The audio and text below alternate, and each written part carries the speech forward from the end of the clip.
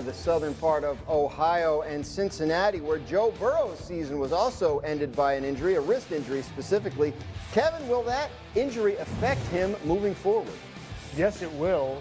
Joe Burrow has a couple of superpowers: vision, timing, rhythm. He understands better than anybody how to play the game like that. And I think the injuries that have taken a toll on him in the last couple of years have hampered that. I've talked to him about this. Rust is a very real thing for him. He likes getting chemistry, getting guys out into routes. I think you're going to see that going forward. He needs all the reps he can get. He's got to be ready for September.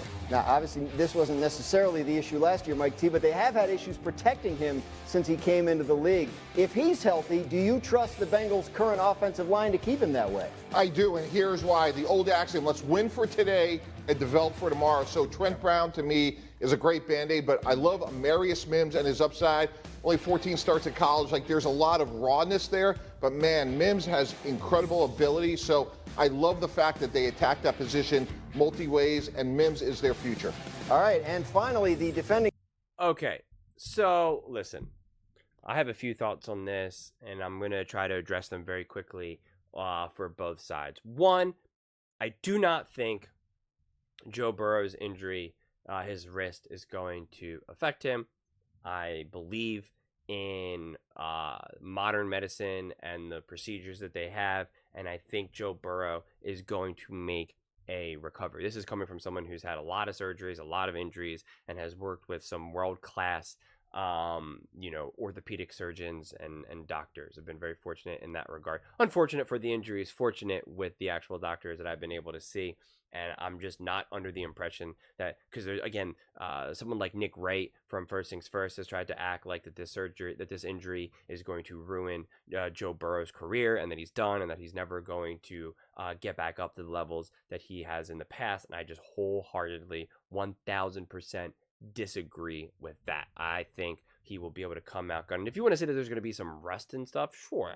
I mean, okay, but that's like that with a lot of quarterbacks when they're coming off, off season and coming into play. So I just don't think that Joe Burrow is just going to be, measurably worse in a way where we're just like, oh God, what the heck is that? Who is Joe Burrow? Now let's just entertain this idea that this issue with his wrist is actually going to be a long-term problem, because he's just, once you do get surgery or once you do get an injury, a dirty little secret is you never are 100%. You never can get back to 100%. You can maybe get those numbers that makes it look like you're 100%, but you get extra inflammation, extra swelling. The recovery process is a little bit longer. You're just more sore. It's just more of something that you have to deal with. So you never actually are 100%. I really don't know any of these people who ever get an injury who then just say it's like it's never happened before. That's just not what it is. Even if you're on the field, even if you can run and throw just as hard and just as far as you could, it's a lot of times it's the aftermath. And a great example of this was Travis Kelce saying, I've had like 10 surgeries and not a day goes by that I don't feel every single one of them. He obviously still competes at an all-time great level, although obviously he's getting older now, but it's still a thing that you have to deal with. So let's say that is something that Joe Burrow has to deal with. There's a couple things. One, he cares enough and he is strong enough mentally that he'll be able to manage that. There's some players that they just can't handle that. And that's what we saw with Andrew Luck. And that's not to take a shot at Andrew Luck. And that's not to say that he was weak. For him, what was best for him was to be like, I'm done with this. I can't do it. It's exhausting. And I think that was actually showed a lot of strength. And he wanted to live a better life, a healthier life, and a different life with his family. And so I totally respect that.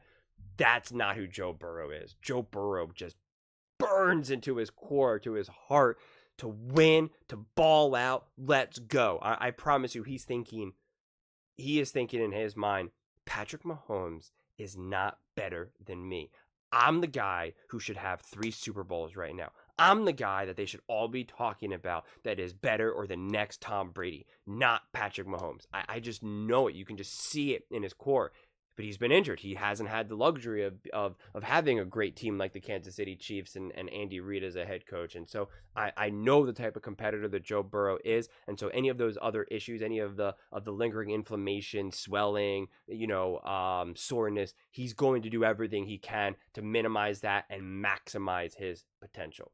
The other thing is that Joe Burrow is such an unbelievable talent and such an amazing quarterback in every single category that we can define quarterback play, that let's say that wrist issue is continuing to be a lingering issue, and actually every time he throws, he does feel kind of like a little bit of soreness, a little bit of pain, and so he can't maybe throw the ball as hard, as far as he once upon was able to do. It won't affect his placement, his accuracy, obviously his pre-snap reads, all those types of things. So even if he had to adapt his game, he would still be able to cut the defenses up and be an elite quarterback.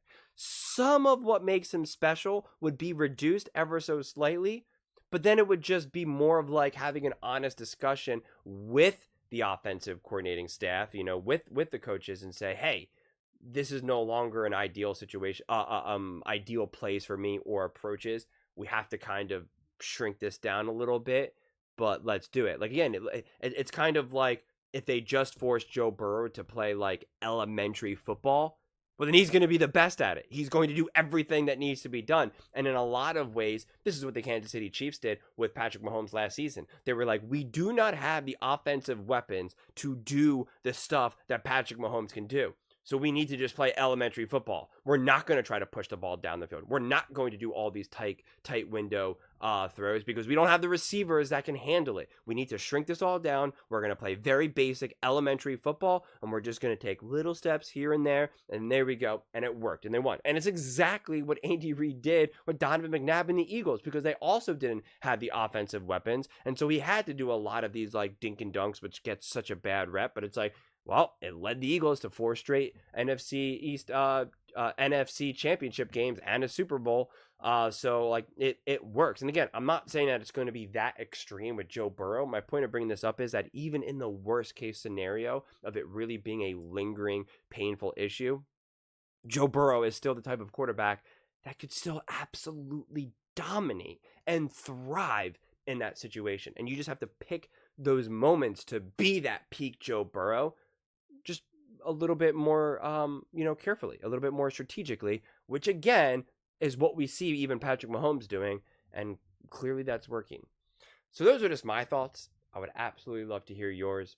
What do you guys all think? Do you think Joe Burrow's injury will continue to cause problems? And do you think the Bengals will be a legit threat this season? Let me know in the comments below. I read every single comment. So whether you agree with me or disagree with me, either way, let's get in some discussions. Let's get in some fights. But ultimately, let's just have some fun. And please do consider subscribing. We are building an amazing community here, and I would absolutely love to see you part of it. I want to build something that we all genuinely feel connected to. Something that we're really excited to be part of. I think we're well on our way to doing it. And please don't forget to give this video a thumbs up, as it really does help with the visibility and the algorithm. Thank you so much, and see you next time.